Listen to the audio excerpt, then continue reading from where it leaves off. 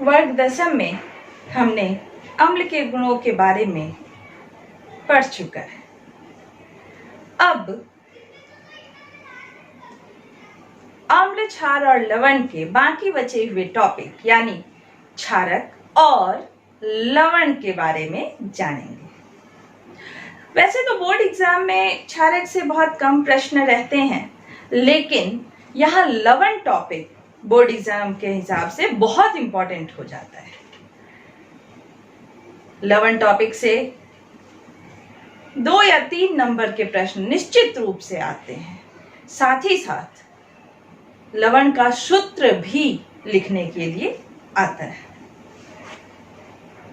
तो आज हम सबसे पहले देखें कि क्षारक किसे कहते हैं। क्षारक वह यौगिक है जिसमें OH माइनस आयन पाया जाता है तथा वह यौगिक जो H प्लस आयन को एक्सेप्ट यानी H प्लस आयन को अगर ग्रहण करता है तो वह भी क्षारक कहलाता है। जैसे NaOH, CaOH2 ये सभी क्षारक के उदाहरण हैं।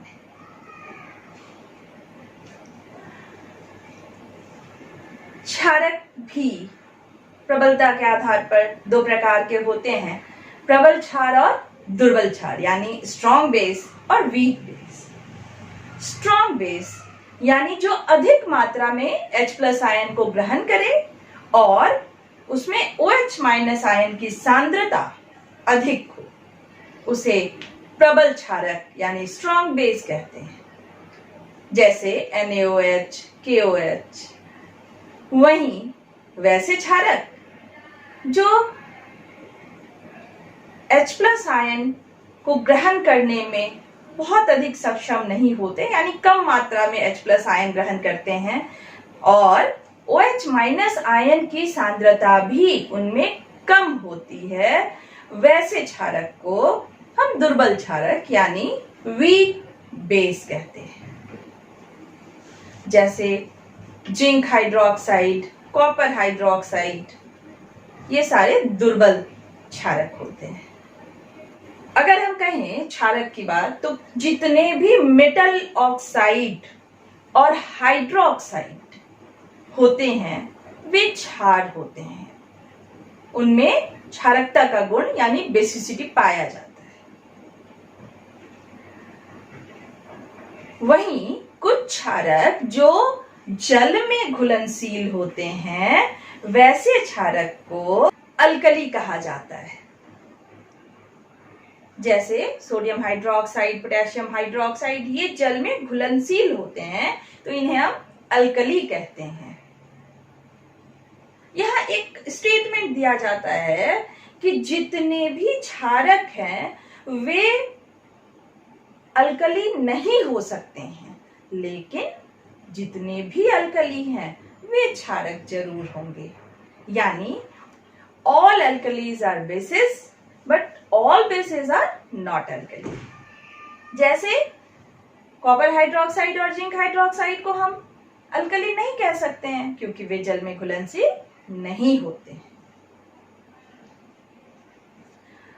तो ये था बेस का गुण। और बेस जनरली अगर उन्हें पहचानने की बात हो तो वे लाल लिटमस पत्र को नीले लिटमस पत्र में परिवर्तित कर देता है। और अगर उसमें फिनोफ्थिलीन सूचक दिया जाए तो वह फिनोफ्थिलीन चूंकि रंगहीन होता है तो वह क्षारक के साथ गुलाबी रंग में बदल जाता है। क्षारक का स्वाद जो होता है वो कैसा होता है? कड़वा होता है और उसे छूने से सोपी यानी साबुन के जैसा प्रतीत होता है। तो ये सारे क्षारक के गुण थे। अब आज हम अगला टॉपिक, जो कि बहुत ही important topic, it is very very very important, that is salt, लवण। लवण के बारे में जानेंगे। मुख्य रूप से हमें जिन लवणों के बारे में जानना है वह पहला लवण है सोडियम क्लोराइड, दूसरा सोडियम हाइड्रोक्साइड, तीसरा विरंजक चूर्ण यानी ब्लीचिंग पाउडर, चौथा सोडियम बाइकार्बोनेट यानी बेकिंग सोडा, और पांचवा सोडियम कार्बोनेट .10H2O यानी वॉशिंग पाउडर, और छठा है प्लास्टर ऑफ पेरिस। ये 6 लवणों के बारे में हमें इस चैप्टर में जानना है। तो पहला लवण हम देखें, पहला लवण है NaCl यानी सोडियम क्लोराइड। कहाँ हम देखते हैं यह नमक या सोडियम क्लोराइड? जी हाँ, रोज जो हम भोजन करते हैं उस भोजन में अगर नमक ना डाला जाए तो उसका स्वाद फीका हो जाता है, और वही नमक है सोडियम क्लोराइड। यह मुख्य रूप से बनता है हाइड्रोजन क्लोराइड यानी HCl प्लस NaOH यानी सोडियम हाइड्रोक्साइड के जुड़ने से। सोडियम हाइड्रोक्साइड और HCl जब मिलता है तो सोडियम क्लोराइड और जल का निर्माण होता है। यह जो सोडियम क्लोराइड है यह अन्य जितने भी लवण हैं सबके लिए कच्चे पदार्थ का निर्माण करता है, चाहे वो वॉशिंग सोडा हो, चाहे वो बेकिंग सोडा हो, चाहे ब्लीचिंग पाउडर या सोडियम हाइड्रोक्साइड। इन सभी लवणों के निर्माण में सोडियम क्लोराइड की आवश्यकता होती है। दूसरा जो हमारा लवण है वह है सोडियम हाइड्रोक्साइड।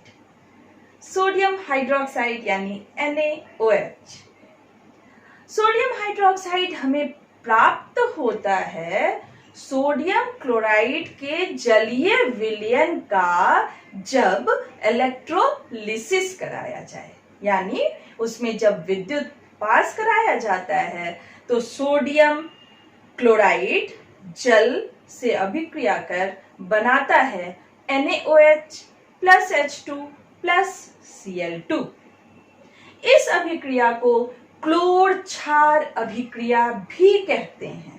ये बहुत इंपॉर्टेंट प्रश्न है, पूछा जाता है कि क्लोर क्षार अभिक्रिया किसे कहते हैं, क्लोर अल्कली रिएक्शन। तो यह क्लोर क्षार अभिक्रिया में चूंकि यहाँ हमने देखा कि सोडियम हाइड्रोक्साइड का निर्माण कैसे हो रहा था, NaCl जब H2O के साथ इलेक्ट्रोलिसिस होता है तो Cl2 जिसे हम क्या कहते हैं, क्लोरीन यानी क्लोर शब्द वहां से लिया गया है, और NaOH जो क्या है, एक क्षारक है। तो यह क्लोर और क्षार चूंकि उत्पन्न करता है इसलिए इस अभिक्रिया को हम क्लोर क्षार अभिक्रिया कहते हैं। यहाँ हाइड्रोजन गैस जो निकलता है वह कैथोड पर जाकर जमा होता है, जबकि क्लोरीन गैस जो है वह एनोड पर जाकर जमा होता है। साथ ही साथ जो NaOH का निर्माण होता है वह विलयन में रहता है। यहाँ H2, Cl2 और NaOH के अलग अलग कार्य होते हैं। हाइड्रोजन का उपयोग ईंधन के रूप में, अमोनिया और खाद बनाने में भी किया जाता है। यहाँ उत्पन्न क्लोरीन का उपयोग स्विमिंग पूल में, पेस्टिसाइड्स में, क्लीनिंग पर्पस से पानी को साफ करने में, PVC बनाने में किया जाता है।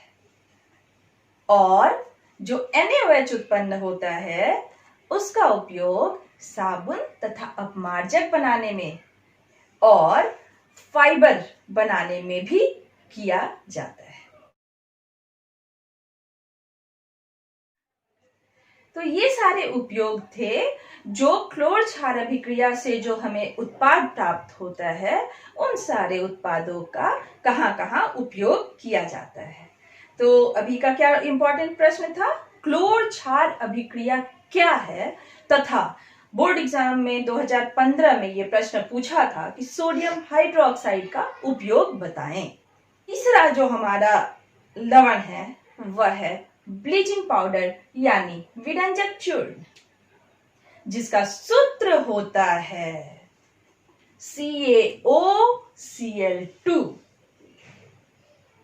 Calcium oxychloride. ये 1 नंबर के प्रश्न में हमेशा पूछा जाता है कि what is the formula of bleaching powder. It is CaOCl2।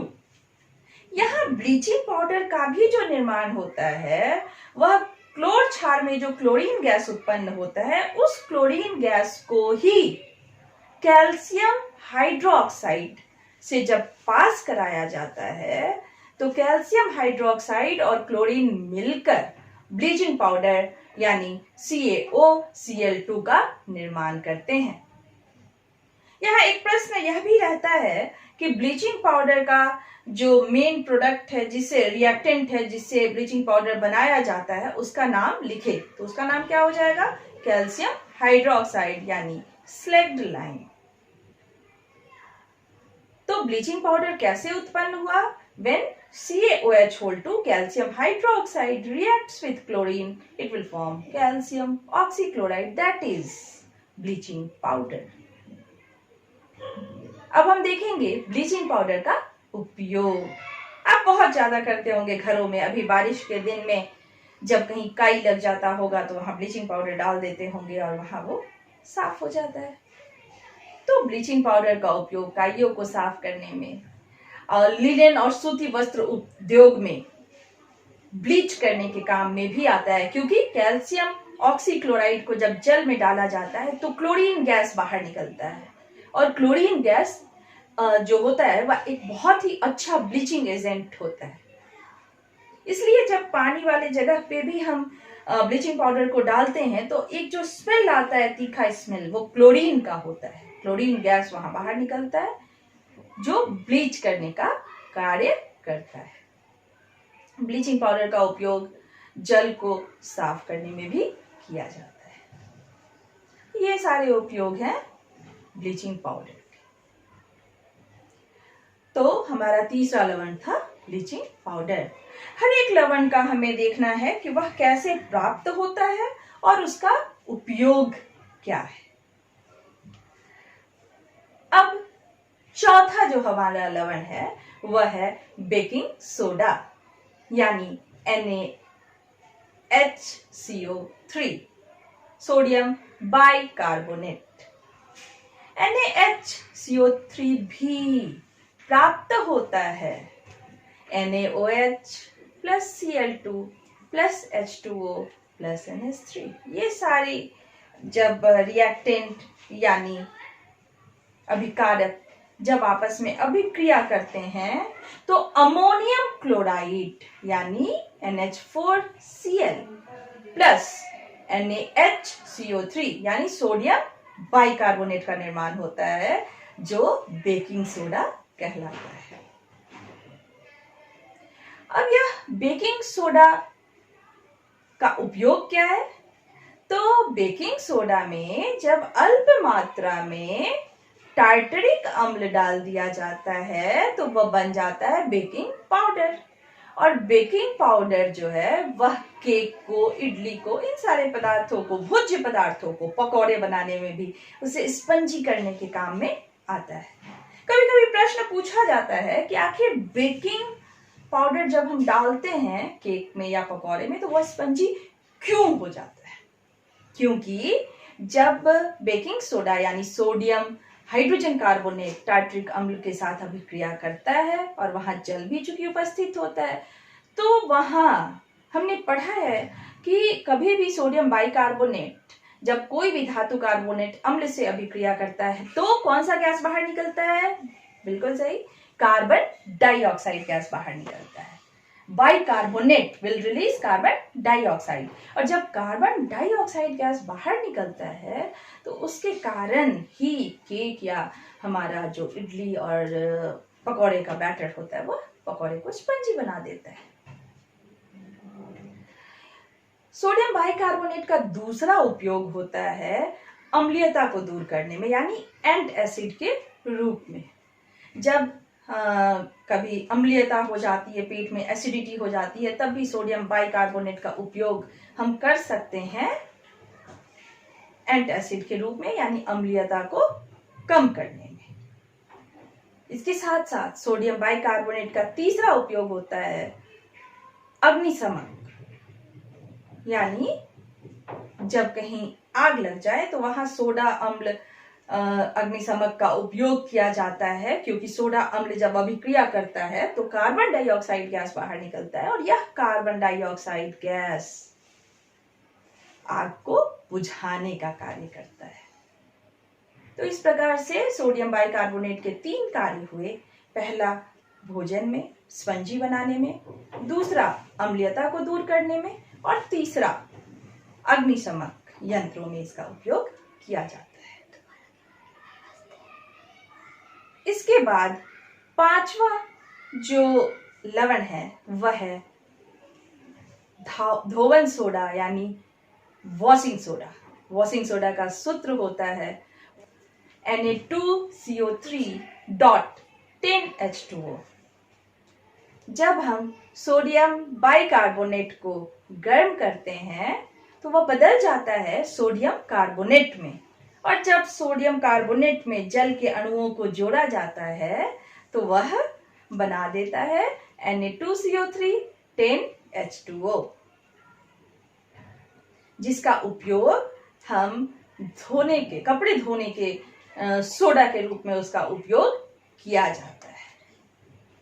कांच के फैक्ट्री में या कागज फैक्ट्री में, मतलब उसको साफ करने में, कागज का जो लुगदी होता है उसे साफ करने में वहां उपयोग में लाया जाता है। घरों की साफ सफाई में धावन सोडा का उपयोग किया जाता है। साथ ही साथ जल की कठोरता को दूर करने में किया जाता है। तो इस प्रकार धावन सोडा के 3 कार्य होते हैं। पहला कार्य अलग अलग उद्योगों में, कांच उद्योग में, कपड़े उद्योग में, कागज उद्योग में किया जाता है। दूसरा कार्य होता है जल की कठोरता को दूर करने में, और तीसरा कार्य घरों की साफ सफाई में भी उपयोग में लाया जाता है। अब अंतिम और छठा जो लवण होता है वह होता है plaster of Paris. Plaster of Paris का सूत्र होता है CaSO4 जो प्लास्टर ऑफ पेरिस होता है यह प्राप्त होता है जिप्सम नामक सॉल्ट, जिसका सूत्र होता है कैल्शियम सल्फेट .2H2O। CaSO4.2H2O को जब 373 केल्विन पे गर्म किया जाता है तो उसमें से 1.5 जल के अणु बाहर निकल जाते हैं और आधा जल का अणु कैल्शियम सल्फेट के साथ रह जाता है, और उसे ही प्लास्टर ऑफ पेरिस कहा जाता है। CaSO4.12H2O का निर्माण होता है। यहाँ प्लास्टर ऑफ पेरिस का उपयोग किया जाता है अलग अलग प्रकार के सजावटी सामानों को बनाने में, जैसे मूर्तियों को, गमलों को बनाने में। जब कभी एक्सीडेंट होता है और हाथ पैर वगैरह टूट जाता है तो वहाँ प्लास्टर करने में जो डॉक्टर उपयोग में लाते हैं वह भी प्लास्टर ऑफ पेरिस ही होता है। और भी प्लास्टर ऑफ पेरिस का उपयोग आजकल घरों में किया जाता है। जो प्लास्टर ऑफ पेरिस का सतह चढ़ाया जाता है जिससे दीवार की जो सतह होती है वो चिकनी हो जाती है। तो इस प्रकार से प्लास्टर ऑफ पेरिस के 3 उपयोग हुए: सजावटी सामान बनाने में, दीवारों के ऊपर परत चढ़ाने में, और डॉक्टर जब एक्सीडेंट होता है तो हड्डियों को जोड़ने में प्लास्टर ऑफ पेरिस का उपयोग किया जाता है। इस तरह हमने देखा कि क्षारक क्या होते हैं और अलग अलग लवणों के बारे में देखा। जो 6 प्रकार के लवण हैं उन लवणों का निर्माण कैसे होता है और उसका उपयोग क्या है, यह हमने आज देखा। तो यहाँ हमने इस चैप्टर में अम्ल क्या होता है, वह कितने प्रकार का होता है, उनके क्या गुण होते हैं, और उस पर आधारित प्रश्न, पीएच क्या होता है, क्षारक क्या होते हैं, तथा अलग अलग लवणों के बारे में इस पूरे चैप्टर में हमने देखा। तो इसमें अगर कुछ भी इस चैप्टर में डाउट होता है तो आप कमेंट करके उसे पूछ सकते हैं। पूरे चैप्टर को मैंने 5 टॉपिक में पढ़ाया है, 5 भागों में बांट कर पढ़ाया है, और 5 टॉपिक का जो डिस्क्रिप्शन बॉक्स में मैंने लिंक दे दिया है। साथ ही साथ आज के टॉपिक का जो सेल्फ असेसमेंट टेस्ट है उसका भी लिंक नीचे डिस्क्रिप्शन बॉक्स में दिया गया है। धन्यवाद।